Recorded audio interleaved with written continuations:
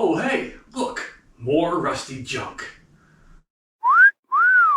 The difference is this rusty junk hides a few hidden gems. So if you're fairly new to the scene of traditional hot rods or nostalgic rods or period correct builds or whatever you want to call it, you've probably heard of the term F1 before, referring to certain parts like F1 steering, F1 brakes, F1 shock mounts.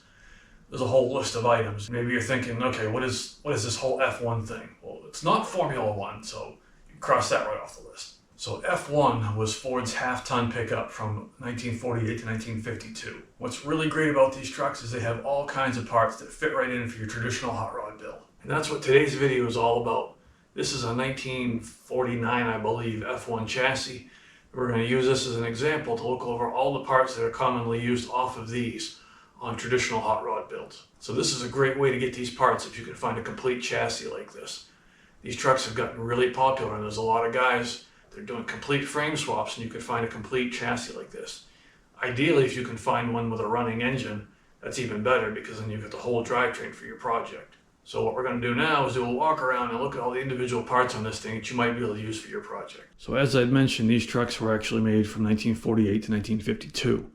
There are a few parts on here that carry over into earlier years and or later years, and we'll cover that as we get to those individual parts, but we're going to start from the front and work our way back.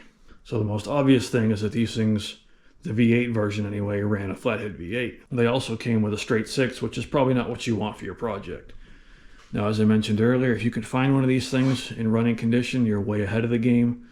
Flatheads have gotten really expensive to rebuild, so if you can find one that's running, not overheating, not cracked, then that's the way to go. And obviously you're going to have to pay a little more for the chassis at that point, but it's well worth it to have a good drivetrain to start with.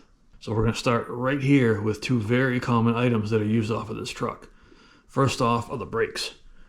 Now, you've probably heard of F1 brakes. This is what we have right here. These are a Bendix style brake, which are self-energizing, unlike the early Ford style brakes that a lot of people use. 39 to 48 Ford hydraulic brakes were not self-energizing and, in my opinion, really are a pretty crappy system. Those are known as Lockheed brakes. These are known as Bendix brakes. These are a similar design to what Lincoln used through the 40s, but apparently Ford just wasn't good enough for those brakes. So unfortunately, these are an inch smaller than early Ford brakes. Those were 12, these are 11. Behind solid wheels, you're not really going to notice, but from the back side, they do look a little bit smaller. However, their stopping power is far superior to early Ford brakes. And what's really nice about these is they're essentially a bolt-on thing. The bolt pattern for the backing plate is exactly the same as an early Ford spindle. Another added bonus to these is that, unlike early Fords, the drum and the hub are not one piece on these, so you can slip the drum off while leaving the hub and the wheel bearings intact. The only real difference from this setup to an early Ford setup when it comes to mounting is the inner wheel bearing. Speedway sells a wheel bearing kit with the larger bearing in it to adapt these to early Ford spindles. Or you can look up online, I believe there's an article on the Ham about it that gives the part number for that larger inner bearing. I can't remember it off the top of my head. But other than that, these are a full bolt-on setup. So one downside to these is that you cannot run early wire wheels like this on those brakes without an adapter, which is what I have on here just to use these rollers.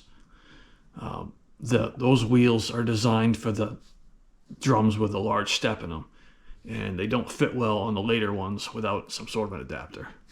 Another great thing about these brakes, and I actually covered a lot of this in the brake video I did. If you did not see that, I will put a link to that up in this area here somewhere. Check that out. That's got some good information in it as well, and I'll cover a little bit of that right here. These internals were used up through 66, I believe. So if you get brake internal parts for a 66, you can actually make these self-adjusting along with self-energizing. So at that point, they're essentially like modern cars that still use drum brakes, and essentially maintenance-free until you have to replace the drums or the pads. They adjust themselves and put it together and you're done. So this particular brake was 48 to 52. Now, the 53 to 56 F100s used a very, very similar brake to this. However, the hub was slightly different. The face of it was, I think, 3/4 of an inch further in. So the backing plates are the same. The drums and the hubs are not. So you need to use drums and hubs to match whatever setup you're using. Now, where that might come into play is if you're building a full fendered car, the F1 setup is 1.5 inches overall wider than the F100. So depending on where you want your tires in relation to your fender, that might be something to consider when you're setting this all up. So the other thing is the F1 and F100 spindles. They're kind of a strange setup. They actually fit early Ford axles. The kingpin's the same. You can mount these right onto a 28 to 48 front axle. And then you already have the larger snout for the larger inner wheel bearing, so you don't have to get that adapter bearing. The downside is the very strange steering arms. So if you decide you want to run bolt-on forged steering arms for a dropped axle, you can just, actually this one's removable. You can just remove the steering arms off of this and use this spindle with bolt-on steering arms and you're good to go. These have an odd stock steering arm setup where this is bolted on like a Model A. It actually bolts through the axle and there's a nut back in here to remove it, similar to how a Model A is set up. And they're not very attractive. It's got this big gaumy sweep to it. Most people don't use them, or if they do, they cut it off right here and run an upper steering arm right here instead of this odd setup. The other side, however, is all forged as one piece, which is really strange that they would run one of each style. So this looks very similar to a 37 to 48 style spindle. Now, one other thing to note with these brakes is these will fit right onto square back spindles. So 42 to 48 Ford spindles, the bolt pattern is the same and the shape is the same, so they are bolt-on. If you want to use them on round back spindles, which were used from 37 to 41, you need to grind the top of the spindle a little bit because the rounded top surface interferes with the mounting spot on this. Not a big deal, just a little bit extra work. Next up on the list, F1 shock mounts. These are again 48 to 52. These are really cool because they have that look, you know what I mean? They're forged. So if you need to heat them and bend them, you can. If you need to cut them and weld them, you can. They're a really, really nice piece. They are reproduced. Speedway sells a reproduction, probably every other vendor does as well. If you decide you want real original parts though, this is the way to go. There's also, Dodge ran these from the 30s up through the 50s, I believe. And they made a set that was really, really similar to this, but they also made a set that was short, probably this long. I don't remember exactly what year those were on, but they look very similar to this minus about 3 inches. So that's something to look out for too if you need a shorter one and don't feel like cutting and welding these. Next up on the list is the F1 steering box. Now, unfortunately, when this frame was disassembled, the disassembler decided it was easier just to cut everything instead of unbolting anything. So the steering shaft was cut off of this. Normally it's a one-piece shaft that runs into the box. Not the end of the world. You can replace these shafts or you can just weld the piece back on. It's not a huge deal.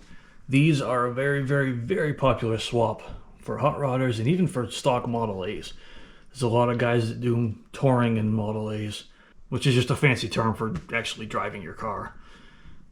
But even they swap these out. There is a gentleman that does the conversion for these to be a complete bolt-in for Model A's. Old Yankee Speed actually makes an adapter set with a new flange and a new outer brace piece for these, so you can adapt them to your hot rod frame. That's a great piece. I'll put a link to that down in the description if you want to check that out. They're sold through Millworks Hot Rod. So these are a much better design internally than earlier boxes, better steering. So there's still a side steer setup, which is what Ford used up through 35, I believe, is when they went to cross steer. So it's very popular for Model A's and Model A frame builds. Now this is one of those items that sort of carries over into the F100s as well.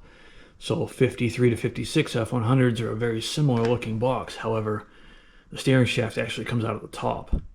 So depending on how you're building it in your application, that may be actually a better fit than coming out of the bottom. It all depends on how you're laying things out. These are more popular with flatheads because usually it gives you a little bit more room between here because you can see even on the truck frame how tight this is. Put that in a Model A frame and it's far worse. That's why they usually shorten the sector housing, bring this into the frame more. And again, that flange kit that Old Yankee Speed sells will adapt this to fit your frame. We're going to take a step back now and look at the pedals. These are, again, a very, very popular swap because of two things.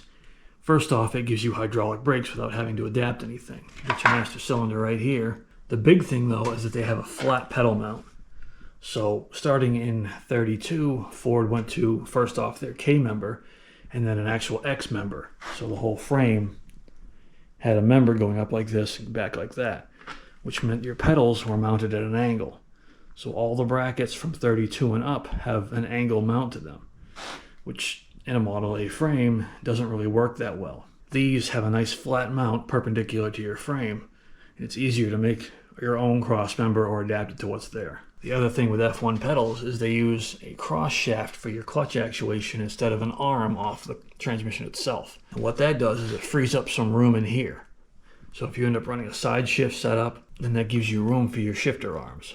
One quick note on that is if you're taking this setup off a frame, be sure to grab this cross shaft, but also, it's hard to see down in here, but this pivot right here for the frame side of the cross shaft. Be sure to grab that. A lot of people forget that, and then they go to mount this up, and you have to either try to find one of these pivots or make something. It has a ball on the end with a spring in it, and it allows this to rotate on the frame. Now again, unfortunately, when this was disassembled, I decided to cut stuff off instead of unbolting it. But these again are forged, so you can heat these, bend them, you can weld them back together. They're certainly repairable. So right behind the pedals comes the transmission crossmember, the F1 crossmember. Again, a very, very popular swap for your Model A builds. These things, I don't think they're a perfect fit, but they are very, very close to actually slipping into a Model A frame with very little modification. So they've got a little flange that sits into the frame here. There's a few rivets. So you get in here and drill out like 10 or 12 rivets, and this thing will actually come right out of here. And it's great because if you're going to pair that with your F1 pedals, obviously it's all set up for it. Next off, you've got your transmission mount all set up already. And that just saves you from having to fabricate a whole transmission crossmember. Plus, it has more of that factory look. You didn't make it out of box tubing or flat steel. It has the nice curves to it like factory frame parts. And while we're right here, we might as well address the F1 transmission. Now, this is essentially the same as a 39 and up top shift transmission. The difference is it's open drive. I believe 1942 they started doing open drives in the trucks. And that's a great setup if you plan on running a different rear end. If you don't want to run an early Ford Banjo, let's say you want to run a 50 Chevy rear end or a 9-inch or an 8-inch or whatever you plan on running in your rear end, or even a quick change with an open drive. That's a great setup for that. You've got everything you need right here. Make sure you hang on to the yoke, and then you can just either use that drive shaft and cut it down or have one made. So one last part that I want to cover are the wheels on these. Now these wheels are very, very similar, not exactly the same, but they are very similar to the wheels that Ford ran from 40 to 48.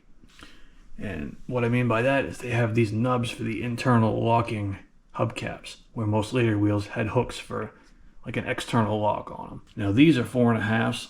I'm not sure if that's original to that or not. I was thinking the trucks actually had a 5-inch wide wheel on them. I'm not positive one way or the other. I know they also came in a 15-inch version if that's something you're looking for. These are 16s. But 4.5s are still good. I mean, they're better than the 4-inch, and they're getting pretty hard to find. But I do believe that there was an option for either a 5 or a 5.5-inch wide one. So if you can find those, that's a great addition for the back of your car. So the backstory on this chassis, the guy I got it from was told that it was put in a barn in the early 70s.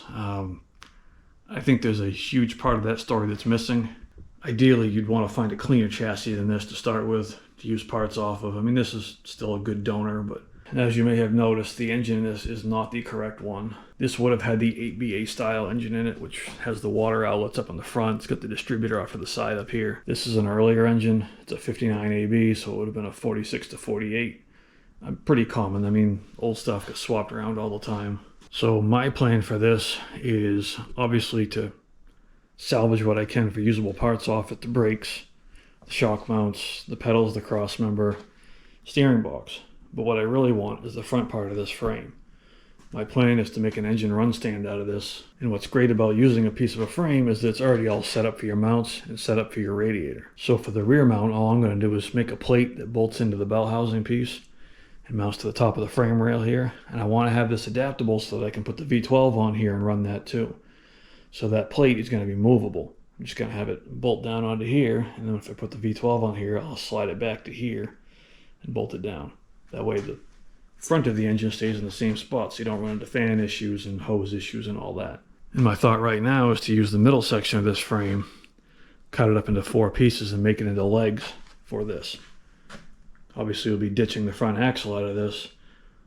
Use the legs, put it on casters, have them bolted on so I can take it apart if I need to store it somewhere. I think that'll make a nice run stand. Again, you've already got it set up for the radiator in here. This cradle holds a radiator, so I may just buy one of the cheapo aluminum radiators for one of these trucks. Mount it in here, have that available to mount onto there. This will support it just fine. I think that's going to be a quick, easy way to make a run stand. So hopefully you found this helpful, entertaining, informative, I don't know, any of the above. So as I mentioned, if you're in the market for a chassis, I would probably try to find one cleaner than this. But again, it depends on the price. I didn't pay much at all for this, so the parts that I can salvage off it are well worth what I paid for it, plus on a free engine run stand. Now I covered the really common parts that are used off these. Obviously there's other things you can salvage, the rear axle if you wanted to. There's a lot of other parts if you get creative. Those are just the common things that people have been using. So if you have any questions about F1 stuff, comments, concerns, whatever, throw something down in the comment section. I will try to reply to it. If not, somebody else probably will. And if you like old rusty junk, don't forget to check out some of my other videos, and we'll catch you on the next one.